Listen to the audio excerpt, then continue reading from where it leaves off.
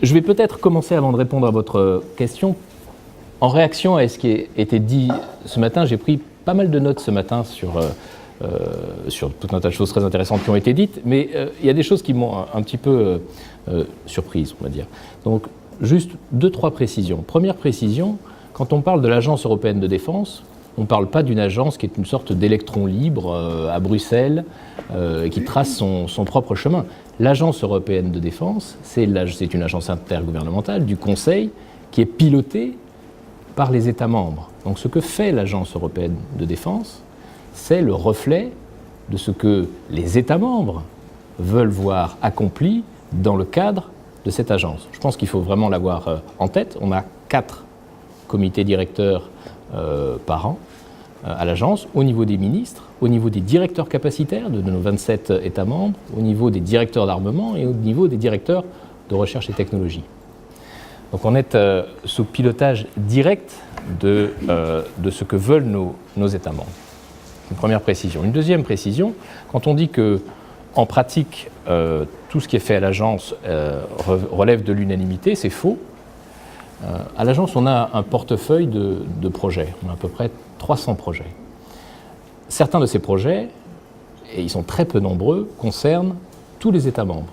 C'est le rôle du secrétariat CARD, c'est le rôle, par exemple, du secrétariat PESCO. Je n'ai pas les termes anglais, pardon. Mais la plupart des projets que nous avons, ces 300 projets dont la moitié sont des projets de recherche et technologie, sont des projets qui n'impliquent que les États membres sur une base volontaire. Donc, les projets, c'est 2, 3 États membres, 4, parfois 5, mais rarement plus.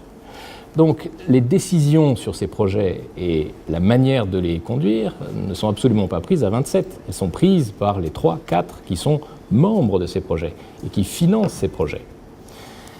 Voilà, juste une petite clarification. Et j'étais heureux d'entendre que le MRTT, enfin les avions ravitailleurs, trouvaient grâce à tes yeux, parce que je rappelle que c'est un projet qui est né au sein de l'agence, voilà, qui maintenant a été transféré à l'OCAR et à l'NSPA, mais ça a été initié, parce que c'est le rôle de l'agence, au sein de l'agence. Après, un petit point de vocabulaire, et puis je réponds à la question. Capacité. Quand on parle de capacité, quand je vais parler de capacité, je ne vais pas parler d'équipement. Je parle de la totalité de la capacité, c'est-à-dire l'équipement, mais tout ce qui va avec, les personnels pour mettre en œuvre ces équipements, l'entraînement en commun, la doctrine qui va avec. Donc ce sont tous les éléments qui forment la possibilité de délivrer une action. Les équipements, qui est le cœur du sujet du Fonds européen de défense, c'est une partie de cette capacité. Mais c'est une partie importante, mais ce n'est qu'une partie. Alors, sur la question, est-ce que cet investissement européen marque un tournant, un changement de phase? C'est ce que vous avez dit, un changement de phase de coopération vers intégration. J'aurais tendance personnellement d'y voir plutôt une accélération, pas vraiment un changement de phase, mais une accélération. Pourquoi ? Parce que ce qui reste en place, ce qui ne change pas, c'est que l'acquisition des capacités, au sens large, y compris des équipements, relève de décisions nationales. Pour une raison simple, c'est que ces capacités, elles sont nationales et elles vont rester nationales. Je crois que Anne Faure l'a très bien dit, il n'est pas dans l'objectif, en tout cas aujourd'hui, de l'Union européenne, d'acquérir ses propres capacités de défense. Donc ce sont des capacités nationales dont l'acquisition relève de décisions d'investissement, en tout cas sur la partie acquisition, nationale. Ça ne change pas du tout le fait que ces investissements, les 13 milliards en gros, et puis tous les éléments précurseurs, sont un véritable pas en avant. C'est quelque chose qui marque un pas dans la bonne direction et un grand pas dans la bonne direction. En revanche, même si ce matin, les présentations étaient très intéressantes des 3 outils, ces 3 outils sont conçus pour fonctionner ensemble. La force de ces outils, ce n'est pas tellement dans leur valeur individuelle, mais c'est parce qu'ils sont ensemble. Donc, PESCO, c'est quoi ? La coopération structurée permanente en français. Bon. PESCO, c'est le cadre politique dans lequel les États membres vont progresser vers une planification concertée.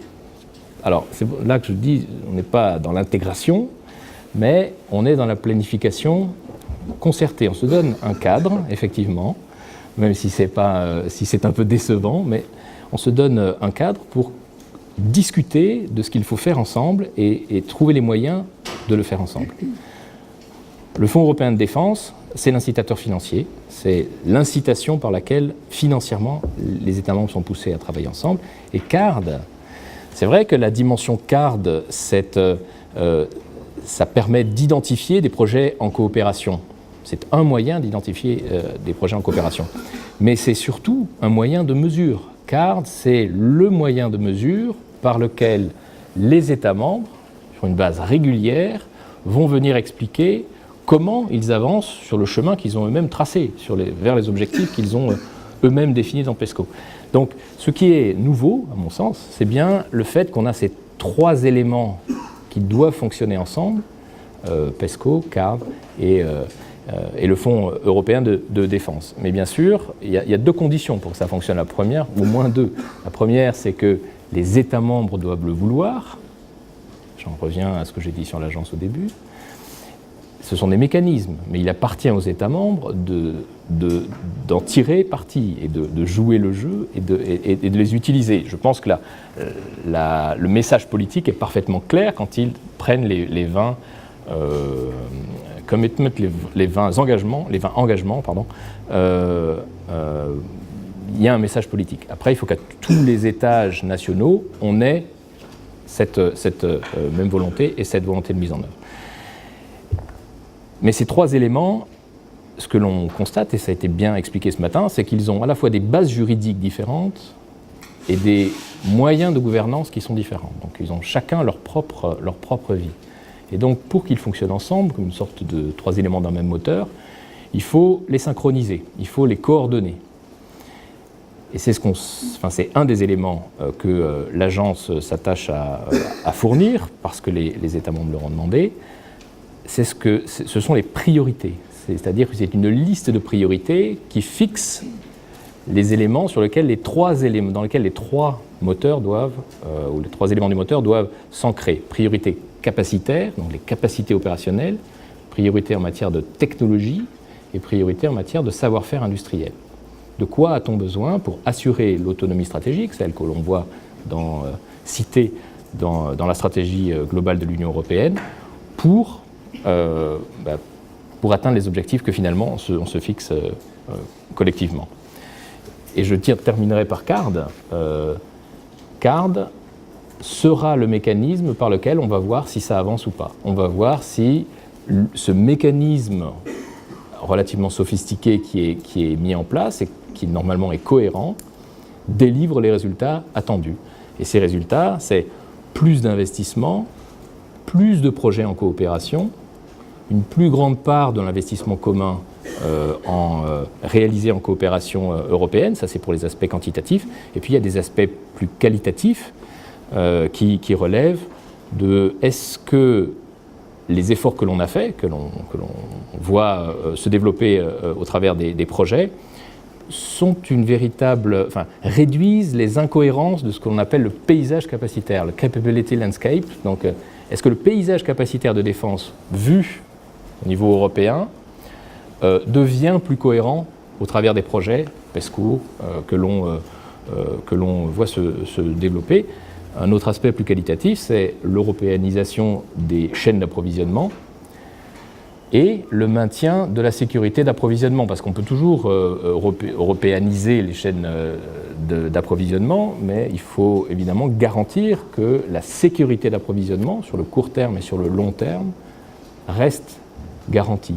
Donc voilà, je pense qu'on pourra, au travers de CARD, en tout cas le mécanisme est conçu pour ça, vérifier si on avance dans cette direction-là. J'en ai terminé sur ma première question.